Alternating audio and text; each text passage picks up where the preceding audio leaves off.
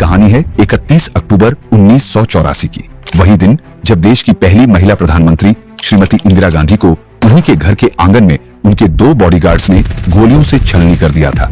उस रोज की सुबह बिल्कुल सामान्य लगी थी, लेकिन वक्त के पन्नों पर लिखा जा चुका था कि कुछ ही घंटों में इतिहास एक ऐसा मोड़ लेगा जिसे लोग कभी भूल नहीं पाएंगे। प्रधानमंत्री का निवास सफदरजंग रोड पर था और उनका ऑफिस अकबर रोड पर।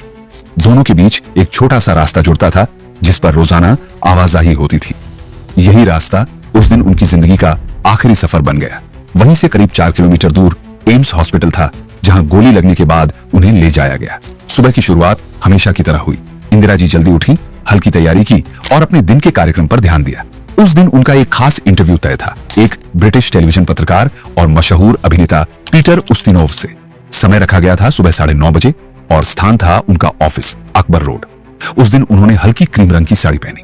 9:20 पर वे घर से बाहर निकली और ऑफिस की ओर चल पड़ी।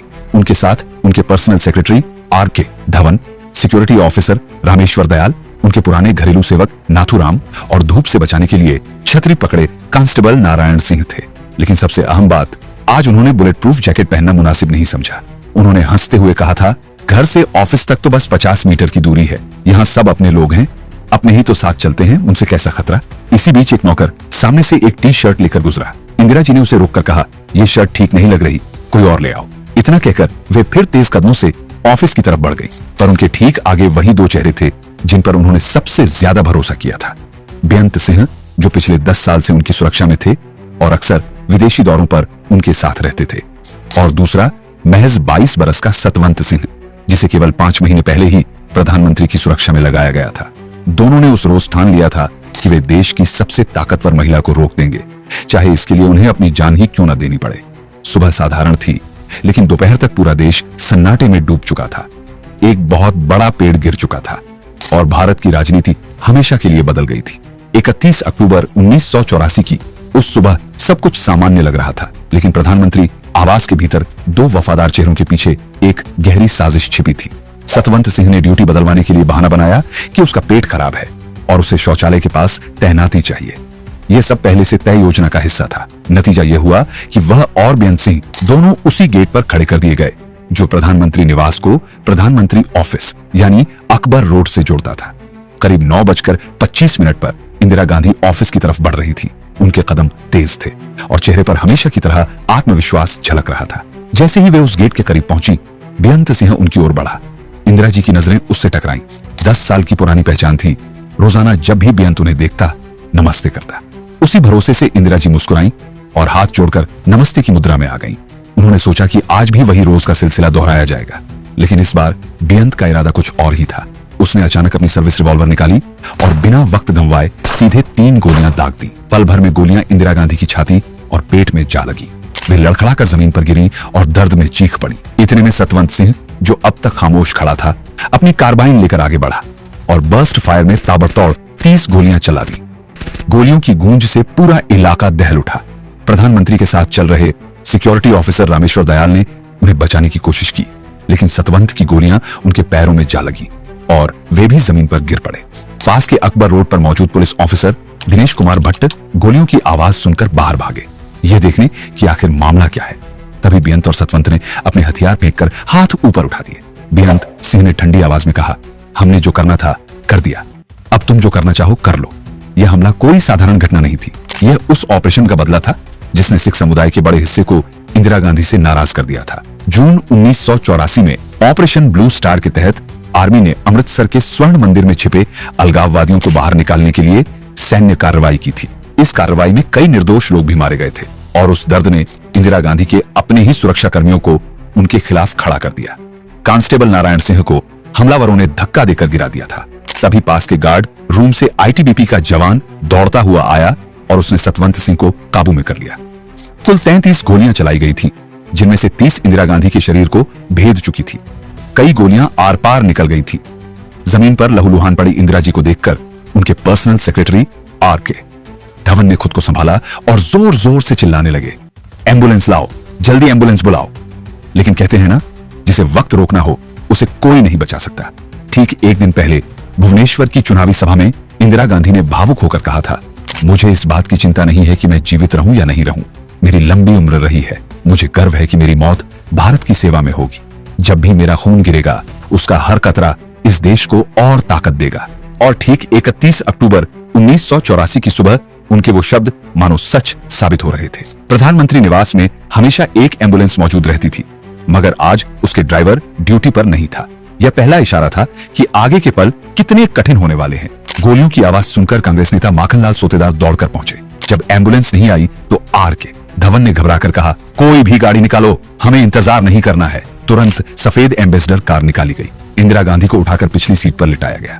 सामने की सीट पर तो आर के, धवन, माखनलाल सोतेदार, सिक्योरिटी ऑफिसर दिनेश भट्ट और ड्राइवर बैठे। जैसे ही कार निकली, सोनिया गांधी नंगे पांव दौड़ती हुई आई। उन्होंने इंदिरा जी का खून से भीगा सिर अपनी गोद में रख लिया और कार तेजी से एम्स अस्पताल की तरफ बढ़ी। सिर्फ 6 मिनट में ठीक 9:31 पर एम्बेसडर एम्स की इमरजेंसी के गेट पर पहुंच गई। लेकिन गेट खोलने और मरीज को उतारने में ही करीब 3 मिनट बर्बाद हो गए। उस वक्त हर सेकंड कीमती था। अफसोस, उस समय इमरजेंसी वार्ड में एक स्ट्रेचर तक नहीं था। किसी तरह एक पहिए वाली साधारण ट्रॉली का इंतजाम किया गया। जैसे ही डॉक्टरों ने इंदिरा गांधी को देखा, वे घबरा गए। तुरंत सीनियर डॉक्टर को बुलाया गया। जब सीनियर डॉक्टर पहुंचे तो उन्हें लगा कि शायद कोई औपचारिक निरीक्षण होने वाला है। उन्होंने स्टाफ से पूछा, प्रधानमंत्री कहां हैं? तब एक जूनियर ने कांपते हाथों से खून से लथपथ शरीर की ओर इशारा किया। डॉक्टर ने इंदिरा गांधी की हालत देखी तो दंग रह गए। मॉनिटर पर हार्ट की हल्की गतिविधि नजर आ रही थी, यानी क्लिनिकली वे जिंदा थी, लेकिन नाड़ी महसूस नहीं हो रही थी। उनकी आंखों की पुतलियां फैल चुकी थीं, जो साफ संकेत था कि दिमाग को गंभीर क्षति पहुंच चुकी है। इसके बाद देश के करीब 20 बेहतरीन डॉक्टरों की टीम ने लगातार 4 घंटे तक जान बचाने की कोशिश की। खून रुकाने के लिए 80 यूनिट ओ नेगेटिव ब्लड चढ़ाया गया। ऑपरेशन थिएटर में 7 गोलियां उनके शरीर से निकाली गईं और खून का बहाव रोक दिया गया। मगर डॉक्टरों के मुताबिक उनके बचने की संभावना लगभग नामुमकिन हो चुकी थी। ऑपरेशन थिएटर के बाहर सोनिया गांधी का रो रोकर बुरा हाल था। उनकी आंखों से आंसू रुकने का नाम ही नहीं ले रहे थे। कांपती आवाज में वे बार बार कह रही थी, मम्मी प्लीज आंखें खोलो, हमें छोड़कर मत जाओ, मैं अकेली पड़ जाऊंगी। राजीव भी आ रहे हैं, बस एक बार उनसे मिल लो। अंदर डॉक्टर लगातार कोशिश कर रहे थे। हर मशीन, हर इंजेक्शन, हर ब्लड यूनिट उनकी जिंदगी खींचने की जंग लड़ रहा था। डॉक्टरों ने एक दूसरे की तरफ देखा और धीरे से कहा, हमें अब चमत्कार की उम्मीद करनी होगी। उसी वक्त बंगाल में चुनावी दौरे पर गए राजीव गांधी को खबर दी गई। जैसे ही फोन पर सूचना मिली, उन्होंने हाथ से सिर पकड़ लिया और टूटे स्वर में कहा, मां, आप पर गोलियां चली। मां, आप मेरी आवाज सुन पा रही हैं? मैं आ रहा हूं, बस आ रहा हूं। दिल्ली पहुंचने तक उनकी आंखें लगातार भीगती रहीं। सोनिया गांधी ने उन्हें देखते ही गले लगा लिया और टूटकर बोली, राजीव, डॉक्टर कह रहे हैं कि अब उम्मीद कम है, अब मैं क्या करूं? राजीव ने आंसू पोंछते हुए कहा, सोनिया, हमें हिम्मत रखनी होगी। मां ने हमेशा सिखाया कि देश से बड़ा कुछ नहीं, लेकिन आज लगता है मेरा सब कुछ खत्म हो रहा है। विदेश में मौजूद राष्ट्रपति ज्ञानी जैल सिंह ने भी तुरंत वापसी का ऐलान किया। देश की राजनीति जैसे सांस रोककर खड़ी हो गई थी। कांग्रेस के वरिष्ठ नेता एम्स के 8वें फ्लोर पर जमा हो चुके थे। एक दूसरे से फुसफुसाते हुए बोले, अगर यह खबर बाहर निकली तो पूरा देश जल उठेगा। अभी किसी भी कीमत पर इसे रोको। मगर मशीनें जवाब देने लगी थी। अंग धीरे धीरे काम करना बंद कर रहे थे। उस वक्त डॉक्टरों ने राजीव गांधी की ओर देखा।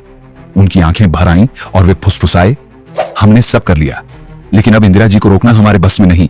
राजीव गांधी मां का हाथ पकड़कर रोते हुए बोले, मां, आपने कहा था कि जब मैं थक जाऊं तो आप हमेशा मेरा हाथ थामोगी, लेकिन आज आप ही छोड़कर जा रही हो। सोनिया गांधी भी सिसकते हुए कह उठी, इंदिरा जी, आपने हमें हमेशा मां की तरह संभाला, अब हमें अकेला क्यों छोड़ रही हो? दोपहर 1:45 पर देश की कई न्यूज एजेंसियों ने ब्रेकिंग दी, भारत की प्रधानमंत्री इंदिरा गांधी की हत्या हो गई है।